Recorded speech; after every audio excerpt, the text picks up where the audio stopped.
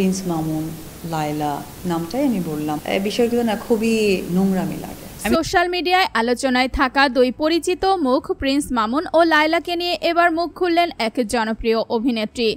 Viral video প্রসঙ্গে তিনি বলেন, প্রিন্স মামুন লায়লা নামটা আমি বলেই দিলাম, এসব বিষয় আমাকে বলতে ভালো লাগে না। প্রিন্স মামুন, লায়লা নামটাই আমি বললাম। তারপর সোশ্যাল মিডিয়াতে অনেক ভালো অ্যাক্টিভ, সো তারা অনেক সময় কিন্তু বাধ্য হয়ে বলতে হয়। তিনি বলেন, আমি দেখি এরা সব সময় সোশ্যাল মিডিয়ায় অ্যাটেনশন নেওয়ার জন্য কিছু না কিছু করে। বলে না যে অ্যাটেনশন ক্রিয়েটার নাকি যেন একটা বলে। সো এইরকম না হয় কি, এই মানুষগুলো কখনো নিজেরা নাটক করে, কখনো অন্যকে নিয়ে কিছু বলে, যাতে করে প্রতিপক্ষকে কথা বলতে বাধ্য করা যায়। এটা খুবই বাজে মানসিকতা।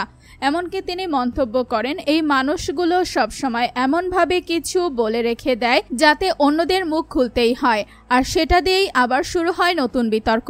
এটা অ্যাটেনশন নেওয়ার খুবই নিম্নমানের চেষ্টা।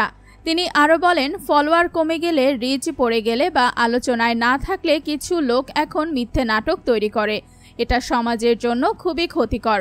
এই বক্তব্য সামনে আসতেই নেটিজেনদের মধ্যে শুরু হয়েছে নতুন আলোচনা। অনেকে একমত হয়েছেন, আবার কেউ কেউ বলছেন এটাই তো এখনকার সোশ্যাল মিডিয়া ট্রেন্ড। দর্শক, আপনি কি মনে করেন এই ধরনের আচরণ কি সত্যি অ্যাটেনশন নেওয়ার জন্য, নাকি এর পেছনে আছে অন্য কোনো কারণ? মতামত জানান কমেন্টে।